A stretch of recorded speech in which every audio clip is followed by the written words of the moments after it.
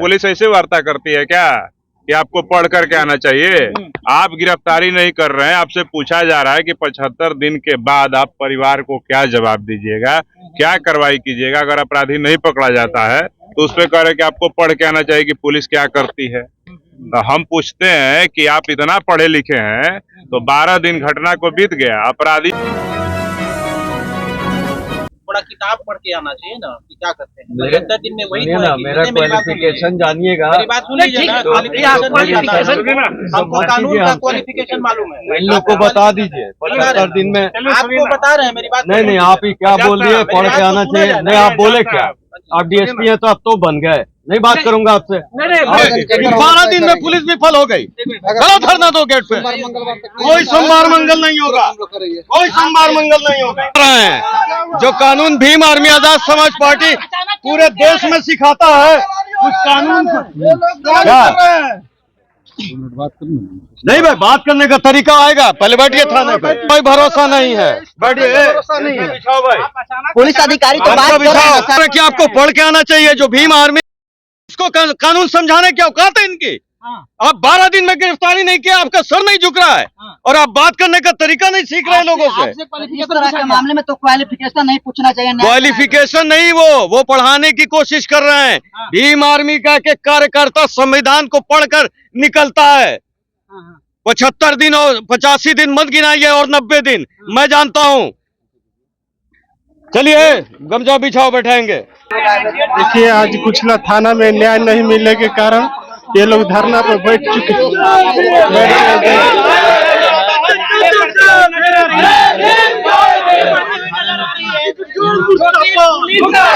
प्रशासन यहाँ पे इनका जो ये नेता जो आजादी का सवाल नहीं सुन रही है, इनसे क्या कहेंगे आप?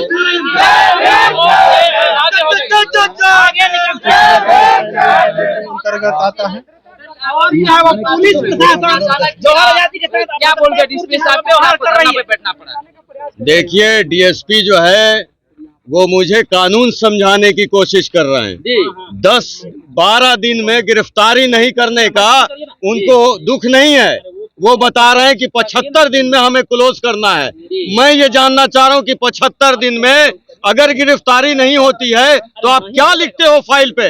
इसका जवाब देने के बजाय वो कह रहे हैं कि आपको पढ़ के आना चाहिए। अगर मैं पढ़ कर नहीं आता तो आप सोचिए कि वो जो झोपड़े में रहता है व्यक्ति, जिसके पति को भी मारा गया, पत्नी को भी मारा गया और बुरी तरीके से मारा गया, वहां घर पे सुरक्षा नहीं दिया और चौकीदार जाके डरा रहा है। उस चौकीदार को सजा देने के बजाय उसको छुपाया जा रहा है। आप बताइए कि कैसे गिरफ्तारी कर रहे हैं? कुर्की जब्ती के लिए कोई वारंट नहीं, कोई चिपकाया नहीं गया, तो आप क्या 75 दिन के लिए हम इंतजार करेंगे? इतना समय है बहुत। 48 घंटे का समय लेके आया हूँ। थाना का ताला बंद रहेगा, चक्का जाम रहेगा। अब गिरफ्तारी करो 24 घंटे। पुलिस प्रशासन जगह जगह रेड तो मार ही रही है सर। भैया, रेड का तो मैं कह रहा हूँ ना कि अभी छोटी भांजी है, उसके साथ लुक्का छिपी खेल रहा हूँ मैं। वो देखता हूँ कि कहाँ छुपी हुई है, फिर भी ढूंढता रहता हूँ। कहाँ छुपी हो बाबू, कहाँ छुपी हो बाबू करता रहता हूँ। यही काम पुलिस कर रही है। यही पुलिस कर रही है 24 घंटे। भाई, इनके तंत्र नहीं होते, इनके इन्फॉर्मर नहीं होते। ये कह रहे हैं कि एयरटेल का सर्वर डाउन है। एयरटेल का मोबाइल मैं यूज कर रहा हूँ, एक दिन भी सर्वर मेरा डाउन नहीं हुआ, पूरा वर्किंग में है। तो ये सारे बहाने जो है ना, ये बहुजन समाज पे अत्याचार पे आते हैं। इनको याद दिला देंगे। संविधान के मुताबिक हम धरने पे बैठे हैं। इनको नहीं हो तो हमें भी गिरफ्तार कर लें। अपराधी को नहीं पकड़ सकते तो संविधान रक्षकों को पकड़ लें। बिहार को आप के द्वारा सर आपको पढ़ने की बात कही गई है, मतलब क्या सोच करके कही गई? उन्होंने कहा कि 75 दिन के अंदर हमें केस क्लोज करना है। तो मैंने उनसे यही जानना चाहा कि केस क्लोज अगर 75 दिन में गिरफ्तारी नहीं कर पाए तो आप केस क्लोज में क्या लिखेंगे, ये जनता को बता दीजिए। तो जनता को बताने लायक तो है नहीं, क्योंकि 12 दिन हो गया गिरफ्तारी नहीं कर पाए और 75 दिन में भी नहीं कर पाएंगे और ये बता भी नहीं पाएंगे कि जनता को क्या लिखेंगे फाइल पे 75 दिन के बाद। फिर ऐसे अधिकारियों का रहना क्या उचित है क्या? इस तरह का अब पूरा पटना तक सारे जितने पदाधिकारी यहाँ के सस्पेंशन की मांग होगी। कब तक धरने पर रहिएगा सर? धरना पे रहेंगे, गिरफ्तारी करेंगे, चौकीदार को सस्पेंड करें, वहाँ सुरक्षा भेजें। उसके बाद दे रहे हैं। पुलिस बात करने के लिए तैयार है तो फिर क्यों नहीं बात कर रहे? नहीं, पुलिस कहाँ वार्ता है? पुलिस ऐसे वार्ता करती है क्या कि आपको पढ़ करके आना चाहिए।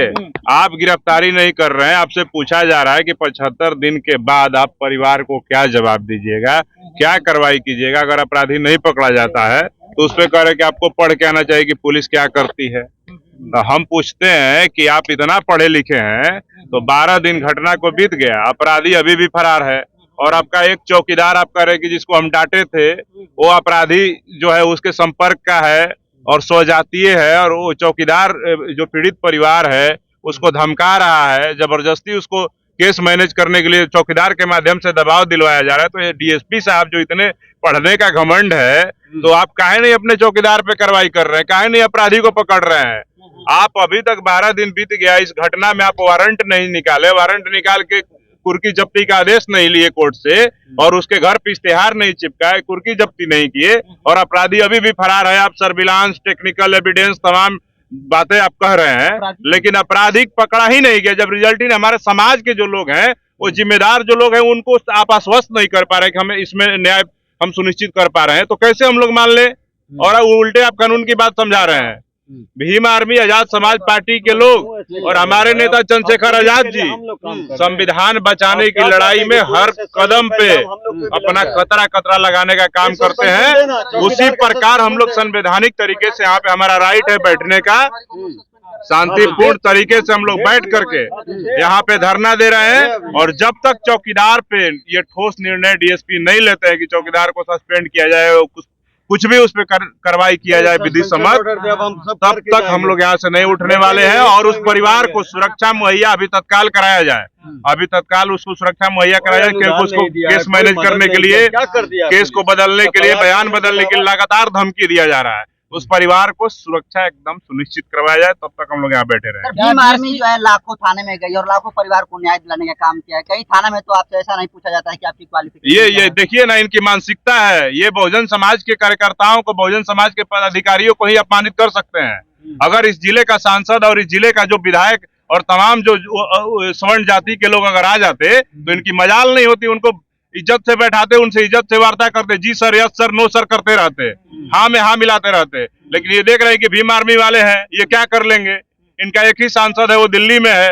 हम आने वाले समय में बता देते हैं कि अपना पुलिस के लोग अपना रवैया बदल ले। आने वाले समय में जब सरकार बदलेगी ना, ये परमानेंट नहीं है कुर्सी मुख्यमंत्री का, जब सरकार बदलेगी ना तो सारे अधिकारियों का भी और अपराधियों का भी हिसाब होगा।